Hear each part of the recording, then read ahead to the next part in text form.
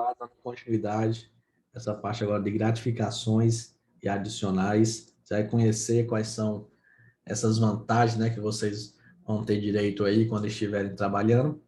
E aí são muitos, deixa eu só apagar, ficou naquela hora no bloco anterior, né, marcado aqui. Pronto.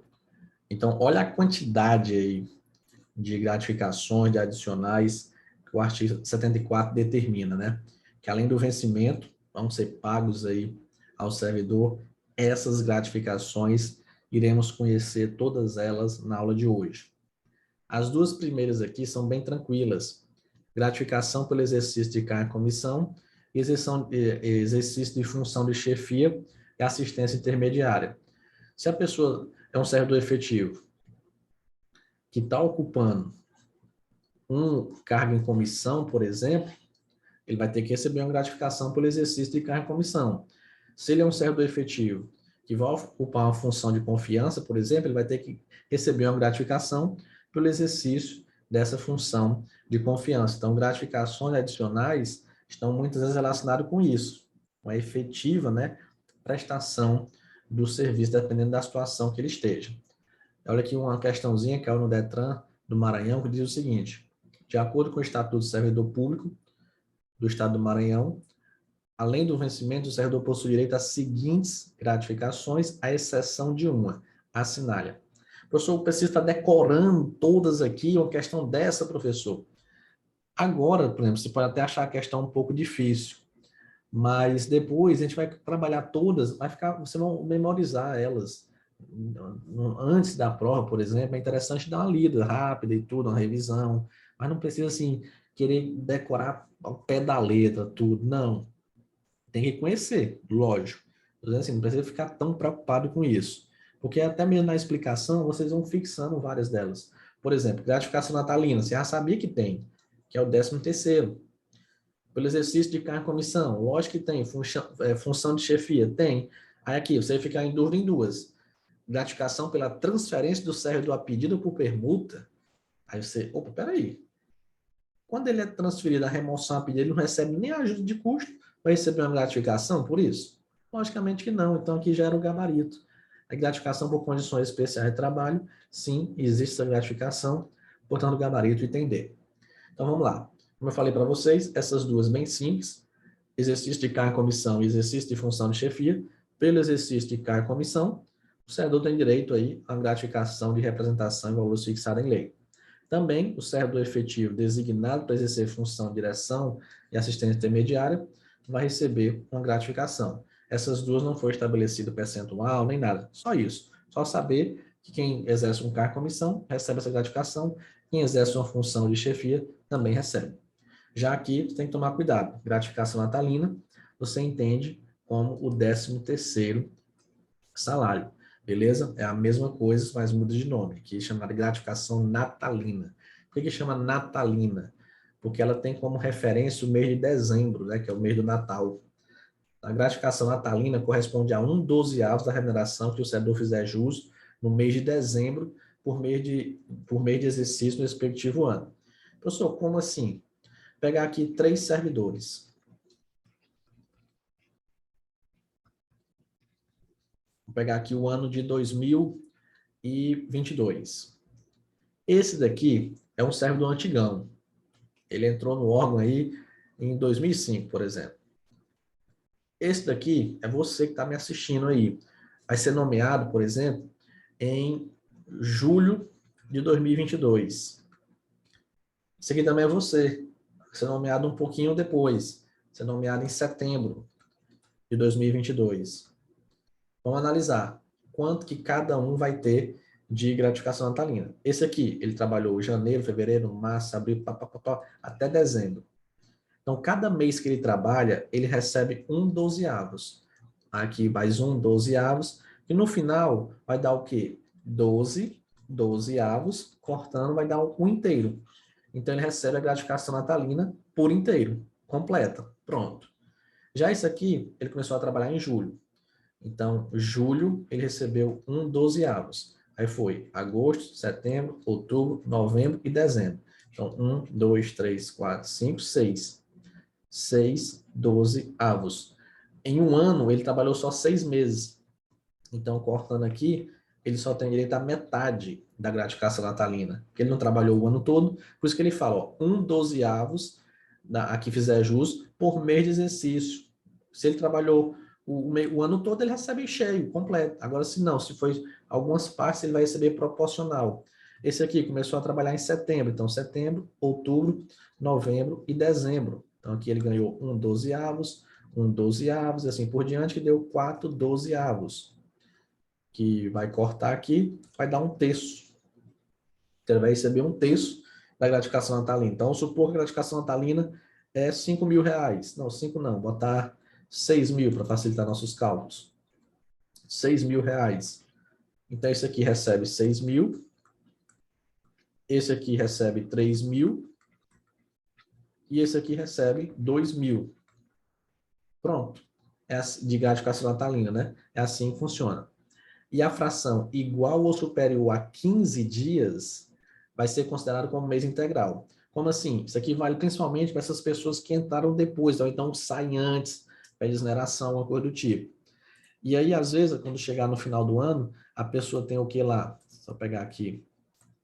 Ela trabalhou, por exemplo, 6 meses e 20 dias.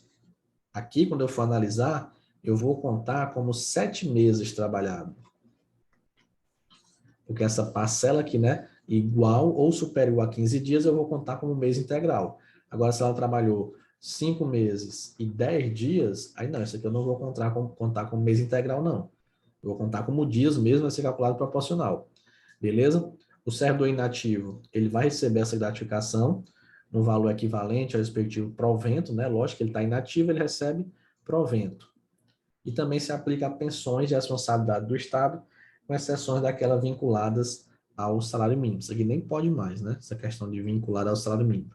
Mas, enfim, está na lei que a gente tem que compreender. Então, essa gratificação natalina também se aplica àquelas pensões que são de responsabilidade do Estado, excluindo aquelas que estão vinculadas ao salário mínimo. Essa gratificação ela tem que ser paga até o dia 20 do mês de dezembro de cada ano. Às vezes eles parcelam, né? Pagam metade no mês, outra metade. Mas enfim, se quiser pagar só no final do ano, pode. Mas tem que pagar até o dia 20 de dezembro. Por isso que é chamado natalina, né? Próximo ali ao Natal. O servidor exonerado vai receber, no mês subsequente ao da sua exoneração, a gratificação natalina proporcionalmente aos meses de exercício, calculada sobre a remuneração do mês da exoneração. Como assim? Esses daqui, como eles estão na ativa, eu vou pegar a gratificação vai ser calculada em cima da remuneração de dezembro. Vou pegar a remuneração de dezembro e eu vou calcular a gratificação natalina deles. Já esses outros, eles foram exonerados. Então, vamos supor, um pediu para sair em maio, o outro pediu para sair em outubro, por exemplo. Então, esse aqui trabalhou 5 meses, esse aqui trabalhou 10 meses. Então, esse aqui vai receber proporcional, 5/12 da gratificação natalina. E eu vou calcular sobre o quê? Onde é que eu vou pegar a base de cálculo aí? Vai ser a remuneração do mês de maio. Esse aqui vai receber 10/12. E onde é que eu vou pegar? Qual a base de cálculo? É a do mês de outubro. Beleza? Então, cuidado com esse detalhe. Eu tinha uma pessoa que trabalhava comigo e quando chegava próximo, assim, já começava o segundo semestre, ele começava a querer fazer hora extra. Queria, até de certo ponto, acumular uma certa hora extra ali, alguns benefícios. E há um tempo ele disse para mim, eu falei, rapaz, para que isso, assim, essa questão e tal, tu faz aí, trabalha muito. Ele disse, não, Soares, eu acumulo aqui, que é para quando chegar no final do ano, meu 13º, né, ser um pouquinho maior. E ele, eu acredito, pelo que eu conheço ele não sabia da lei, né, que ele passou no concurso faz tempo, na época nem caiu a legislação, mas ele estava entendendo o que tem na lei. Realmente, como eu vou pegar como base de cálculo a remuneração de dezembro, então ele estava deixando a gordurinha para dezembro para poder dar um pouquinho maior o 13º, beleza? Então, finalizada a gratificação natalina. Aliás, aqui, a gratificação natalina não será considerada para cálculo de qualquer vantagem pecuniária. Aquela história que eu disse. Um que ganha 8 mil, outro que ganha 8 mil. Aí eu vou dar 10% de aumento. Esse aqui recebeu a gratificação natalina toda, 8 mil. Então, 16 mil. Eu vou levar como base de cálculo para o aumento de 10%, 16 mil? Não. Porque isso aqui, ó, é gratificação natalina, não vai entrar na base de cálculo para qualquer vantagem pecuniária. Eu vou calcular sobre o que ele recebe mesmo normalmente. Gratificação pela execução de trabalho técnico-científico. Cuidado com isso, ela é concedida pelo secretário de Estado, ao qual esteja subordinado o servidor, dentro dos limites estabelecidos pelo Comitê da Polícia Salarial e depende de alguns requisitos. Execução de trabalho ou atividade relevante ao serviço público e que seja o servidor detentor de nível médio ou superior. Olha o que foi que eu disse para vocês na questão das gratificações ser possível fraude. É por isso que criaram o subsídio, para evitar isso aqui. Porque olha a subjetividade disso daqui. Execução de trabalho ou atividade relevante ao serviço público. O que é relevante? O que é um serviço relevante? É muito, assim, discricionário, né? Depende. Então, pode ser que uma pessoa receba uma gratificação dessa, às vezes ele está fazendo nem muita coisa, mas não, o trabalho dele é considerado relevante. O que é relevante para mim pode não ser para você, então é muito discricionário, né? Existe muito mérito aí envolvido. Então, por isso que gera uma forma de fraudar, né? Uma forma às vezes, conceder alguma coisa que a pessoa nem tem muito direito. Então, foi por isso que eles acabaram com isso e criaram o subsídio. Só que hoje o subsídio já está todo errado também, beleza? Mas aqui vocês conseguem perceber isso daí. O valor global da gratificação por secretário será arbitrado pelo Comitê de Política Salarial quanto aos aspectos de orçamento e financeiro. O governador vai fixar o quê? Por decreto, o limite individual de percepção da gratificação por servidor. Cuidado com isso. Essa gratificação pela execução de trabalho técnico-científico, quem vai conceder, ela é concedida pelo secretário. O secretário de Estado é que concede. O governador, ele vai apenas fixar, mediante decreto, o limite individual. Como assim? Quanto que... Não, pode receber, por exemplo, R$ 1.000, 2.000, 3.000. É o limite que o governador vai estabelecer. E esse parágrafo terceiro nem precisava dele, né? Que isso vai ser regulado por decreto. Lógico que já também fala decreto. Você tem que tomar cuidado que ele pode trocar decreto por portaria, resolução, enfim. Agora, gratificação por condições especiais de trabalho. Ela tem o quê? Atender às reais necessidades de aumento de produtividade nos órgãos e entidades estaduais, quando a natureza do trabalho exigir, e fixar o certo em determinadas regiões. Como assim? Muitas vezes tem locais que a pessoa não quer ir. Às vezes você bota a pessoa lá, mas é arriscar a pessoa pedir até exoneração, mas não quer ir para aquele local. Então, eu crio uma gratificação por condições especiais e digo, ó, para você ir para aquela região, você recebe essa gratificação. Pessoal, gratificaçãozinha boa, eu vou. Aí vai, ganha a gratificação, né? Ou então, para ter reais necessidade de aumento de produtividade.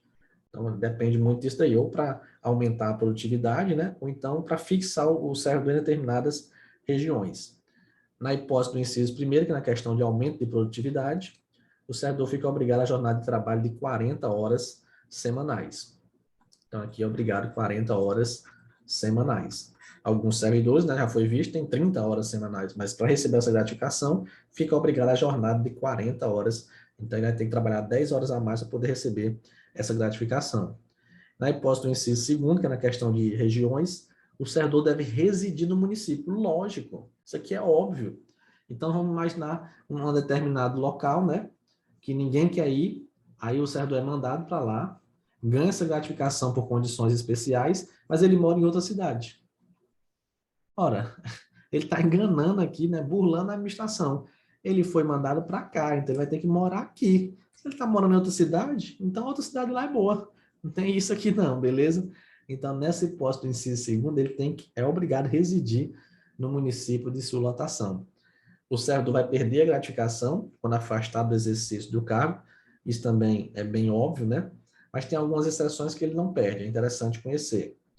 Quais são as exceções que ele não perde as faltas que forem abonadas a critério do chefe imediato, no máximo de 5 dias por mês, desde que não ultrapassado o limite de 15 por ano.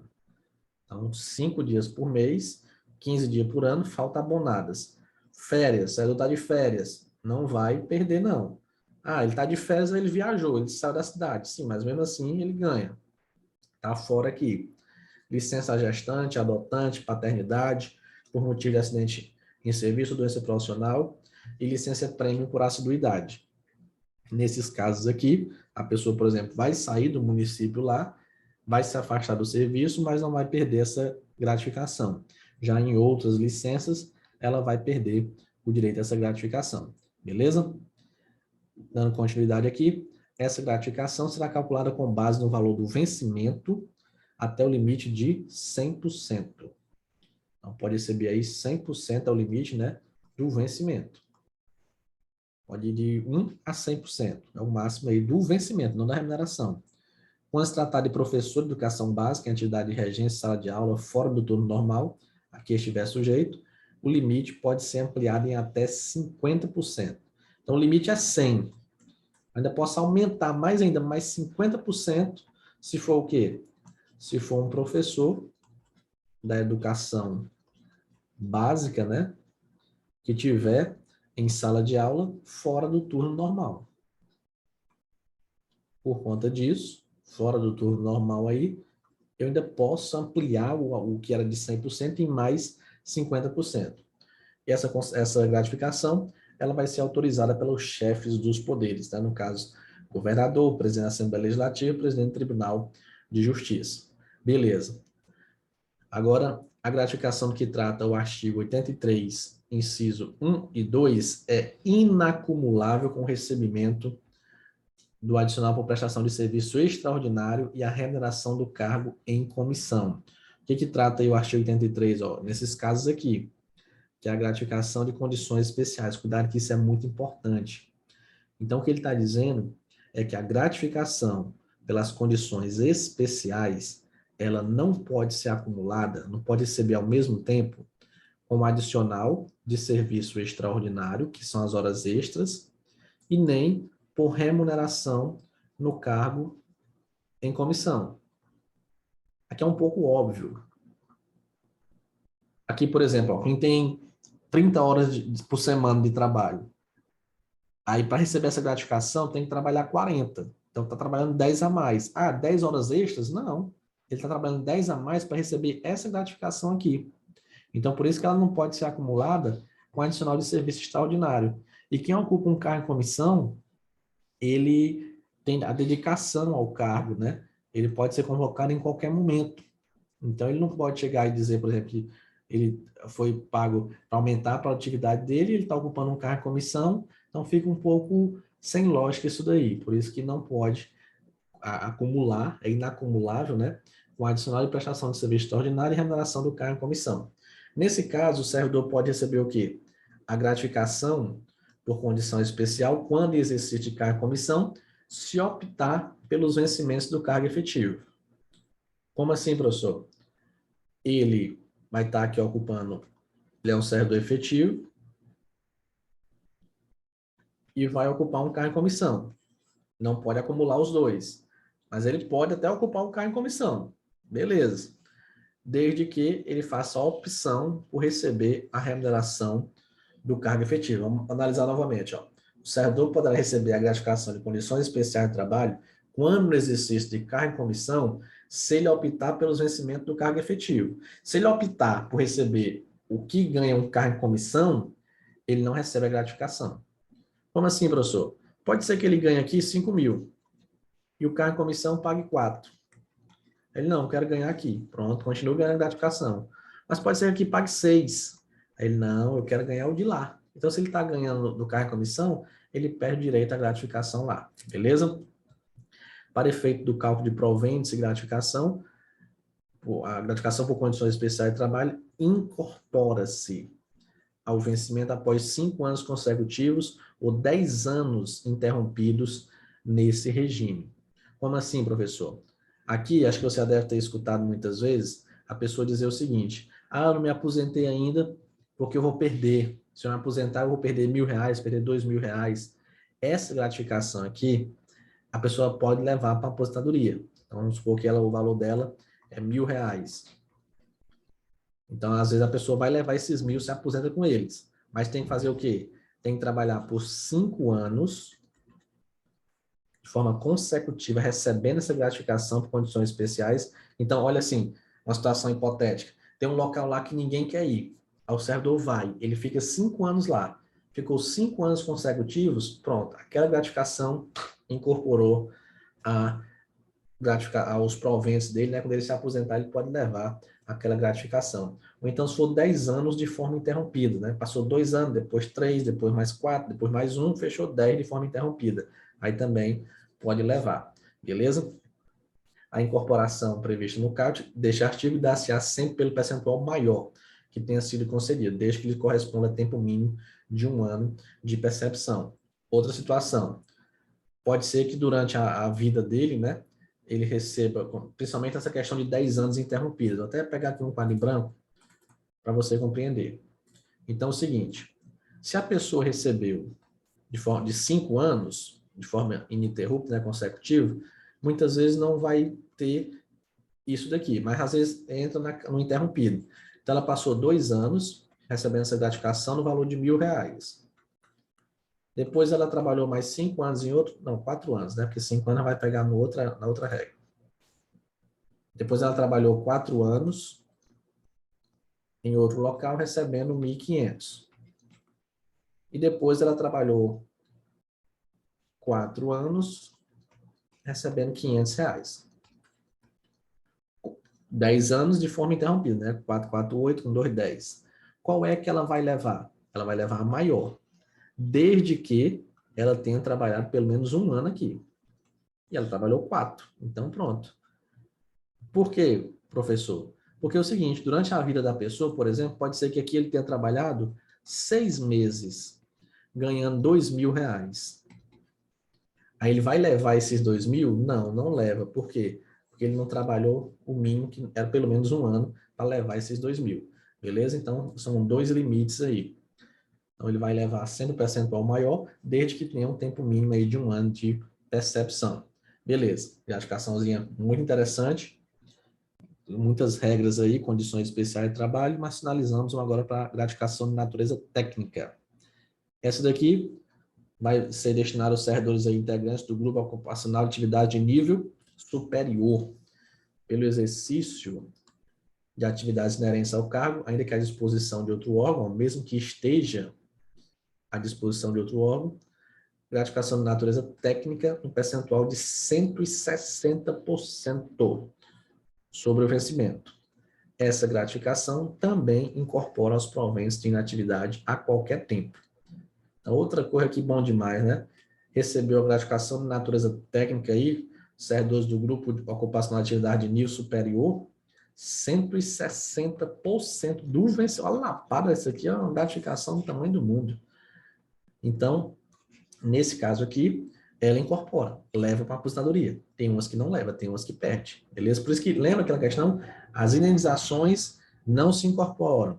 Já as gratificações adicionais se incorporam nos casos da lei, a lei que vai determinar. Beleza. Gratificação pelo aumento de produtividade. Essa daqui vai ser destinada aos servidores integrantes do grupo ocupacional tributação, arrecadação e fiscalização.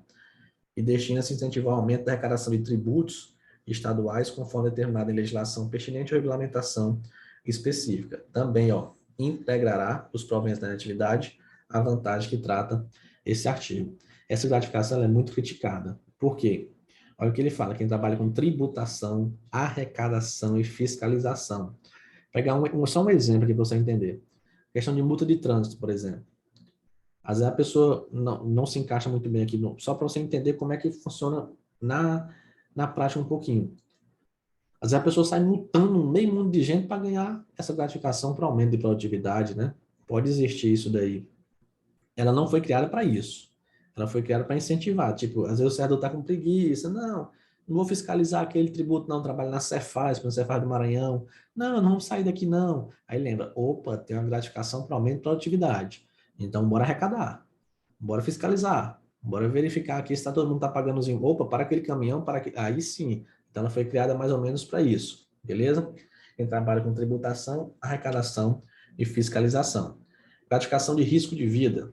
Pelo exercício de natureza especial com risco de vida, será concedida gratificação de 100% sobre o vencimento aos servidores da Polícia Civil, quando em efetivo exercício da função policial, né? Cargo de superintendente, delegado regional, delegado municipal, né? Nem existe mais. Motoristas lotados na Secretaria de Estado da Segurança Pública, ainda que não pertencente ao grupo da Polícia Civil. Então, cuidado que esse item 2 ele é estranhozinho, né? Cai na próxima, fica delegado municipal, não pertence ao grupo da Polícia Civil. Aqui existia antigamente, eles colocaram aqui aquelas pessoas que estão em estabelecimentos penais, né? Os policiais penais estaduais, ocupantes de cargo e comissão de coordenador do sistema penitenciário, aqueles que foram colocados à disposição da Secretaria de Justiça, prestar serviço em estabelecimento penal, quem ocupa o cargo de vigia do Grupo de Apoio Administrativo e Operacional na vigilância de prédios públicos. Então, ele está tratando aí da questão policial, né? Essa questão de risco de vida está relacionado com a polícia e com vigia. Cuidado que não tem a PM do Maranhão e nem o Corpo de Bombeiro do Maranhão. Por quê?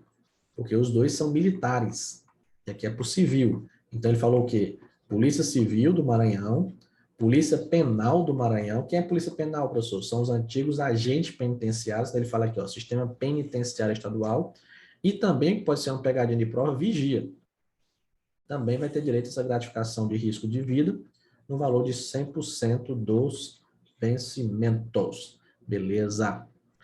Agora, a gratificação aí especial de exercício, também relacionado aí com a polícia, né? Ocupante de cargo de agente, passou, agente de polícia, comissário de polícia, escrivão, perito criminalístico, auxiliar, vai ser dada aí uma gratificação especial à função policial no percentual de 100% sobre o vencimento, desde que esteja aí no exercício de função de natureza essencial policial.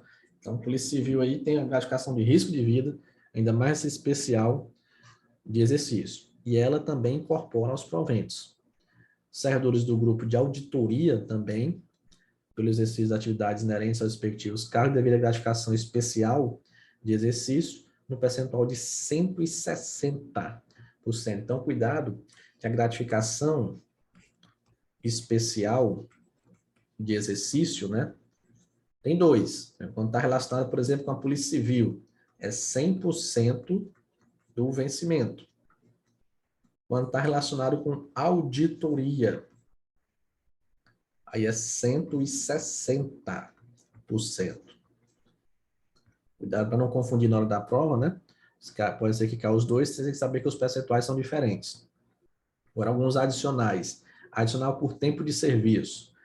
É devido em razão de 5% a cada 5 anos de efetivo serviço. Então, trabalhou 5 anos, opa, 5% ali adicional por tempo de serviço. Mais 5 anos, opa, mais 5%.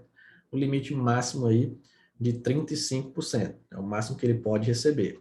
Então, trabalhou 5 anos, opa, 5%. Mais 5 anos, mais 5%. Aqui já fechou 10%. Aí vai, até o máximo de 35%. Ele vai fazer jus a esse adicional após o mês, a partir do mês que completar o quinquênio, né, os 5 anos aí. Os adicionais por tempo de serviço já concedidos vão ser transformados em quinquênios, que antes da lei, né, que já foi concedido, vai ser transformado. Os saldos do anuênio já incorporados na remuneração serão transformados automaticamente em quinquênio na data da aquisição da vantagem. Aqui também ele fala questões anteriores, né? Aqueles que até pode observar que foi em 1998, então foi basicamente próximo ali quando a lei foi feita, a gratificação foi incluída. É o que já tinha antes, vai ser transformado em quinquênio na data da aquisição da vantagem. Agora, adicional de insalubridade e periculosidade. Você, professor, e este índio aqui? O que ele está fazendo aqui, esse índio? Esse índio, o nome dele é Perim. Você vai já saber o porquê que o nome dele é esse. Então, insalubridade e periculosidade. Insalubridade é um local considerado insalubre, né? Como ele fala aqui, ó, substâncias tóxicas, radioativas, inflamáveis, eletricidade que cause danos à saúde, vão receber aí esse adicional insalubridade ou periculosidade calculado sobre o vencimento. E olha o parágrafo primeiro. O servidor que fizer jus ao sinal de insalubridade e periculosidade deverá optar por um deles. Agora entra o perim. O nome dele é perim. Aí você vai lembrar, perim é um índio mau. Como ele é um índio mau, ele só vai conceder um.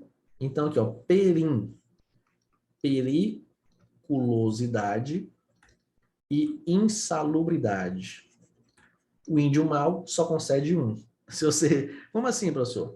Pode ser que você trabalhe em um local que ele seja ao mesmo tempo perigoso e insalubre. Pode ser. Aí você vai receber os dois adicionais, nesse caso? Não. Você vai ter que optar por um deles. Ou recebe o adicional de insalubridade ou recebe o adicional de periculosidade. O direito a esse adicional, né, logicamente, ele cessa com a eliminação das condições ou riscos que deram causa à sua concessão. Se você não está mais em um local insalubre, em um local perigoso, você não tem mais por que receber esse adicional. Beleza. Agora, quem é remunerado por subsídio, que habitualmente trabalha em locais insalubres, contato permanente de substâncias tóxicas, radioativas, inflamáveis, eletricidade, enfim, vai ser feito no regulamento. Igual aquela situação que eu falei do vale transporte, né? Porque ele aqui vai ser calculado sobre o vencimento, mas quem recebe subsídio, aí vai ser um regulamento que vai dizer como é que vai ser isso daí. Aqui ele vai trazer quais são as atividades e operações insalubres, né? Que são aquelas que expõem o servidor a agente nocivo à saúde, acima dos limites de tolerância fixados em razão de natureza, intensidade e o tempo de exposição. Então, não é porque às vezes, eu vou um dia do meu serviço, eu vou no hospital, tenho que entregar lá um documento no hospital, por exemplo, eu quero insalubridade. Não, tenho que saber se aquela sua exposição supera os limites aí de tolerância. Se superar, tudo bem, se não... E aí ele tem um grau, né, e o percentual. Por exemplo, se a nocividade tiver o grau mínimo, vai receber 20%. Então, é pequeno ali, extrapolou o máximo, mas foi muito pouco, então recebe 20%. Não, a nocividade tem um grau médio, aí é 30%. Não, o grau máximo lá é um risco muito grande, então recebe 40%, beleza? Cuidado com isso daí. Mínimo 20%, médio 30%, máximo 40%. Beleza. O que recebe subsídio, da mesma forma, né, grau máximo, médio e mínimo, só que vai ser de acordo com o que for fixado em lei. Pronto. Insalubridade vai ser atribuído automaticamente a todos os servidores lotados em local definido por ato do chefe do Poder Executivo, após perícia técnica, devidamente homologado por secretário de Gestão e Previdência. Então, depois que for feita para saber se aquele local realmente é insalubre, né? Então tem que fazer uma perícia para analisar aquilo ali. Cuidado para você não confundir o seguinte, ó. Aqui ele traz o conceito do que é insalubre. Então, insalubre, você vai pegar o seguinte, ação do agente nocivo à saúde.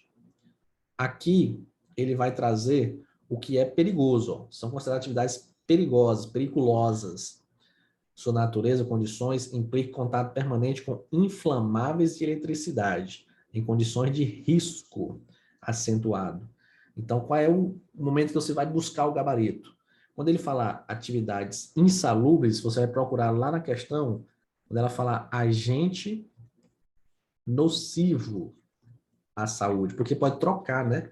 Ela pode dizer, são consideradas atividades, operações periculosas, aí colocar esse conceito. Então, você tem que tomar cuidado. E aí, quando ela falar periculosas, né, ou perigosas, você vai procurar risco acentuado, inflamável, eletricidade.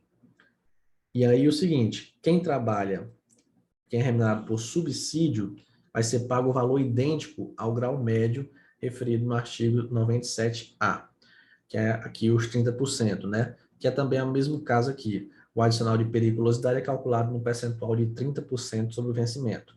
Então, novamente, cuidado. Insalubridade, tem a tabelinha. Mínimo 20, médio 30, máximo 40. Já periculosidade não tem. É 30%. Porque até mesmo assim, insalubridade eu tenho como medir, né? Não, esse local aqui não está muito insalubre, não. A questão aqui não está tão prejudicial. Não, isso aqui tá, olha aqui, ixi, Maria, tá tudo sujo aqui, pronto, beleza. Já o perigoso, ele é perigoso sempre. Não tem como, às vezes, dizer, não, esse perigo é mínimo. Não, porque às vezes quem trabalha com eletricidade, às vezes uma besteirinha pode gerar uma explosão, né? Quem trabalha com inflamável.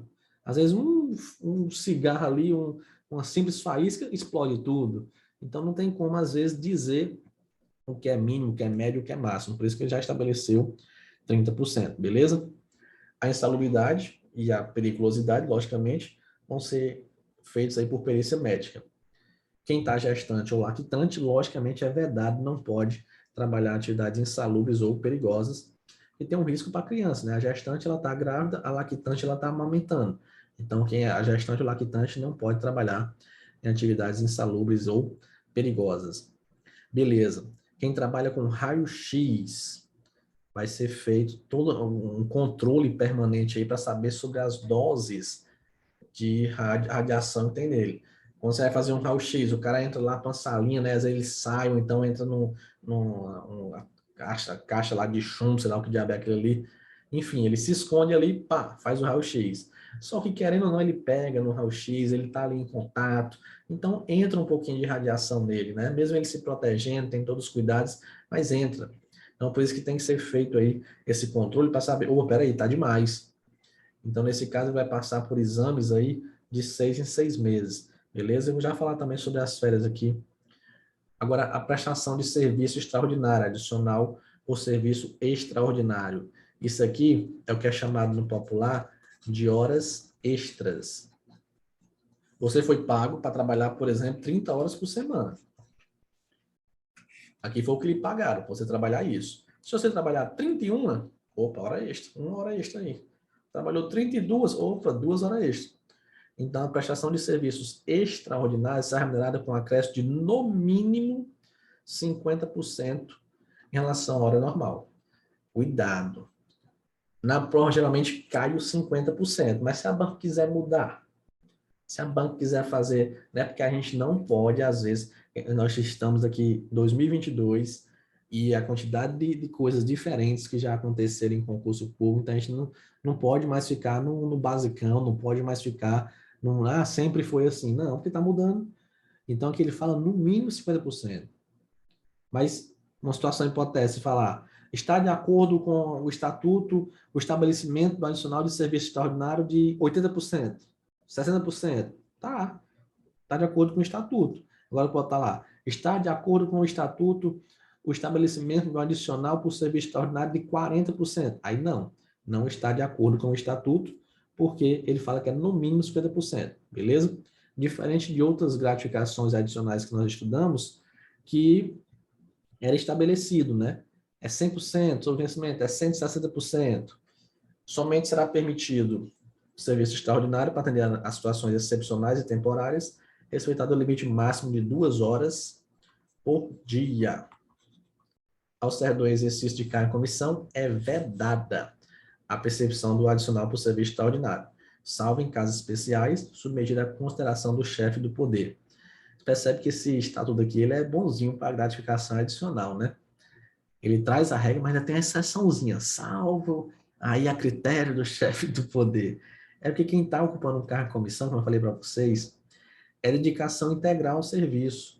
A pessoa pode ser chamada no domingo, no sábado, e não vai ser hora extra. Então, quem ocupa um cargo em comissão já sabe disso. Não tem essa questão de adicional de serviço extraordinário, salvo em casos especiais, submetida à consideração do chefe do poder. Adicional noturno, isso aqui é muito importante. Primeira coisa, tem que saber o que é noite. Ah, professor, eu sei, 7 horas da noite, pronto, 8 horas. Não, tem que saber o que é noite para esse adicional aqui. Ah, professor, na Constituição diz que é 6 da manhã, 6 da tarde, é da aurora ao pôr do sol. Não, esqueça isso. Isso é lá para a questão de inviolabilidade domiciliar, lá no artigo 5º da Constituição. Aqui, para esse adicional, noite é diferente. Aqui, noite, para receber adicional noturno, é quem trabalha de 22 horas de um dia até 5 horas do dia seguinte. 5 horas da manhã, né? No caso, 10 horas da noite até 5 horas da manhã. Pronto, noite é isso, para esse adicional aqui. Quem trabalhar nesse horário aqui, de 22 horas até 5 horas do dia seguinte, vai receber aí um adicional de 25% sobre o salário hora diurno, né? 25% a mais sobre a hora que ele recebia. Como assim, professor? Se a hora de trabalho dele durante o dia é R$ 100, a hora dele que ele trabalha durante a noite vai ser R$ 125. Receber R$ 25 a mais porque está trabalhando à noite, né? 25% aí. E outra coisa, à noite, durante o dia, 1 hora é 1 hora, 60 minutos. Mas durante a noite, não. Durante a noite, 1 hora eu vou computar como 52 minutos e 30 segundos. Por que isso, professor? É uma redução que lá no final o cálculo vai fechar. Eu não vou fazer aqui o cálculo todo, para a gente não perder tempo, né? A aula está ficando extensa, mas essa redução tem um sentido. Lá no final das 5 horas, o cálculo fecha, fica tudo bem bonitinho. Aí pronto. Mas você precisa memorizar na hora da prova. 1 hora da noite equivale aí, computas como 52 minutos e 30 segundos. Beleza? Cuidado com esse detalhe aí. Em se tratando de serviço extraordinário, o acréscimo incidirá sobre a remuneração prevista no artigo 103. No caso do seguinte, se tiver serviço extraordinário durante a noite, né, por exemplo, vai incidir sobre esse adicional noturno, vai incidir sobre isso daí. Aí, como se fosse incorporar nesse caso aqui, né? Se for um serviço extraordinário, o acréscimo do artigo anterior incidirá sobre a remuneração prevista no artigo 103. Então, vamos supor, aqui a hora dele é R$ 100, mas ele está recebendo aqui, hora normal, vou botar até aqui, hora normal, R$ 100. Mas ele está fazendo hora extra. Então, ele está recebendo R$ 150. E está sendo à noite. Opa, então aqui eu vou botar mais 25%. Que eu não sei quanto é que vai dar aí, né? Mas aí pronto. Aqui ele fala isso. Tratando de serviço extraordinário, o acréscimo que trata o artigo anterior, que é o adicional noturno, vai incidir sobre a remuneração do adicional de serviço extraordinário. Adicional de férias. Olha aqui a palavrinha. Independentemente de solicitação, será pago ao servidor 1/3 da remuneração do período de férias. Cuidado, não é do vencimento, né? A gente vinha falando muito aqui, vencimento, vencimento. Aqui é da remuneração, do todo que ele recebe. As vantagens decorrentes de exercício de cargo, comissão ou função gratificada serão consideradas no cálculo adicional de que trata esse artigo. Isso aqui eu utilizei a lei a meu favor um tempo. Eu estava ocupando uma função de confiança, e aí eu ia deixar ela 2 meses depois, eu acho. Aí eu pensei, rapaz, hoje eu ganho a minha remuneração, né, eu ganho o vencimento e tal, mais a gratificação pela função de confiança. Depois, quando eu entregar, eu vou ganhar só a remuneração normal. Se eu tirar férias agora, o meu terço de férias vai ser calculado sobre tudo isso. Se eu tirar férias daqui a 2 meses, vai ser só sobre isso. Então vai ser menor. Aí eu, vamos supor, imaginando que aqui dá R$ 9.000. Então o terço de férias aqui é 3.000. E aqui dá 6.000 sem a gratificação. Então o terço de férias aqui é 2.000. R$ 1.000, ou milzinho aí, né? Eu utilizei a lei a meu favor, né? Não fiz nada ilegal. Simplesmente utilizei a lei a meu favor e pedi férias antes de sair. Aí o texto de férias incidiu sobre a função de confiança, a gratificação da função gratificada, né? Também se for um cargo de comissão, também vai entrar. Vamos trabalhar agora com as férias. O servidor vai ter aí 30 dias consecutivos de férias, observará a escala, logicamente, né? Porque todo mundo vai querer férias em dezembro, janeiro, julho, mas tem que ter uma escala para analisar isso daí. Somente após 12 primeiros meses de efetivo. Então é o seguinte, você entrou em outubro, vai ter que esperar até outubro de 2023, por exemplo, para poder ter suas primeiras férias. Tem que trabalhar 12 meses aí no primeiro período aquisitivo, beleza? Então, após os 12 primeiros meses é que ele vai ter direito. Parágrafo segundo, muito importante. É proibido levar a conta de férias qualquer falta ao serviço. Faltou, desconta, salvo se ela for abonada, a gente vai estudar na próxima aula. Mas a regra, faltou, desconta da remuneração. Não existe essa de faltei, desconto das minhas férias. Eu tenho 30 dias, faltei hoje, fico com 29 de férias. Não, nanina, não. É proibido levar a conta de férias qualquer falta ao serviço. Durante as férias, o servidor traria todas as vantagens do seu cargo, lógico, né? Eu estou de férias, perdi remuneração, perdi a gratificação. Não, ele vai ter direito a tudo. Beleza. Só é permitido a acumulação de férias até o máximo de 2 anos, no caso de imperiosa necessidade de serviço. Aqui é aquele servidor, às vezes, que gosta muito de trabalhar, né? Não quer tirar férias. Aí, eu tenho 30 dias. Não vou tirar, não. Vou acumular. Ele acumula com mais 30 ali do outro ano. Só pode acumular até o máximo de 2 anos. Passou para 3 anos. Opa, não pode mais. Não pode mais acumular 3 anos de férias aí. Vai ter que tirar. Ele pode acumular ali, no máximo, 2 anos. Beleza?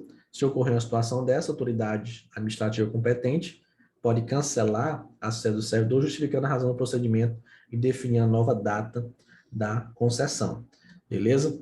Então, questão, às vezes, de acumulação e tudo, até pode existir a questão de férias de ofício. Então, a autoridade competente pode cancelar as férias, justificando, lógico, e determinar a nova data da concessão. Interromper as férias, quando é que eu posso?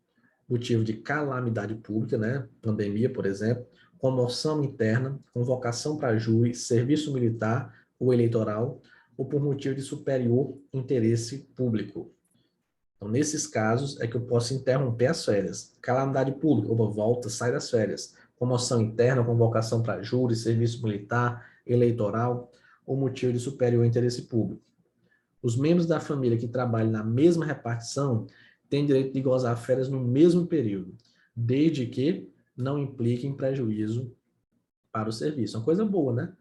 Então, eu trabalho os dois juntos, né? Marido e mulher, e aí, nesse caso, a pessoa vai ter o direito de trabalhar, de gozar férias no mesmo período. Os dois vão sair no mesmo período. O pagamento da remuneração das férias será efetuado no mês antecedente ao gozo das mesmas, observado e disposto no parágrafo 3º desse artigo. Aqui a pessoa recebe o pagamento das férias antes de ir para as férias, né? Então, o texto de férias também recebe aí antes de ir para as férias, poder gastar, né? Beleza. O servidor exonerado do cargo efetivo em comissão vai receber indenização relativa ao período de férias que tiver direito e ao incompleto na proporção de 1/12 por mês de exercício ou fração igual ou superior a 14 dias. Cuidado com isso. A regra segue basicamente a mesma da gratificação natalina. Na gratificação natalina, foi o que eu disse para vocês, pegar bem aqui.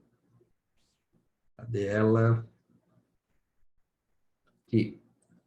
Quando a pessoa é exonerada, né, ela recebe proporcional, 5/12, 10/12, beleza. Aqui segue a mesma coisa, lá para as férias. Foi exonerado, enfim, recebe proporcional, dependendo da quantidade de meses. Foi 5, 5/12, enfim. Só que aqui ele diz o seguinte, a fração igual ou superior a 15 dias será considerada como mês integral. E já lá nas férias, ele fala o seguinte, fração igual ou superior a 14 dias. Olha a diferença. Na gratificação natalina, é fração igual ou superior a 15 dias. Nas férias, no cálculo das férias proporcionais, é fração igual ou superior a 14 dias. Cuidado. Beleza? Parágrafo 2º é a mesma coisa. A indenização será calculada com base na remuneração do mês que ele foi exonerado. Agora, olha o artigo 115. O servidor que opera direta e permanentemente com raio-x gozará de 20 dias consecutivos de férias por semestre. Então, 40 dias, professor, por ano, no primeiro semestre ali, até julho, ele tem 20 dias. Finalizou outro semestre, em dezembro, 20 dias. E um detalhe, é proibido acumular, porque isso daqui é para dar um tempo na radiação. Então, ele trabalhou 6 meses, tem 20 dias de férias para ficar em casa, dando um tempo ali na radiação. Aí volta, aí depois, mais 20, passou 6 meses, porque se ele acumular, fica sem sentido. Não, vou acumular. Aí passa o ano todinho recebendo radiação. Ainda depois tira 40 dias. Não, não faz sentido. Tem que ter essa pausa aí, é importante. O servidor que é estudante tem o direito de fazer coincidir as férias na repartição com as escolares. Aqui é o servidor que faz faculdade, por exemplo, ou pode até mesmo fazer terceiro ano, sei lá, depende da situação. E aí ele vai ter direito de coincidir as férias da repartição com as férias escolares. O servidor, cuja situação funcional se altere com o de férias, não será obrigado a apresentar-se antes de terminá-las. Aqui, por exemplo, é quando ele vai assumir um outro cargo, vai assumir uma função de confiança, alguma coisa. Alterou a situação funcional dele quando ele estava de férias. Aí ele não vai ser obrigado a apresentar antes de terminar. Vai dar um prazo, né? Vamos supor, 10 dias para você se apresentar. Mas esses 10 dias, para quem está de férias, é após as férias.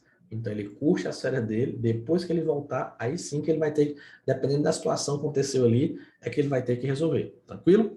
Com isso, a gente finaliza a nossa aula de hoje, recheada de informações, né? Parte aí de vencimento, subsídio, as indenizações, gratificações, é um tópico muito importante para a sua prova, mas foi bem detalhado. Agora, quando você for fazer a leitura, você vai perceber bem mais fácil, tranquilinho. Quem leu antes, se for ler agora, vai perceber, agora eu estou entendendo tudo, agora já sei. Beleza. Tranquilo? Então, aguardo vocês na próxima aula. Um forte abraço e bons estudos.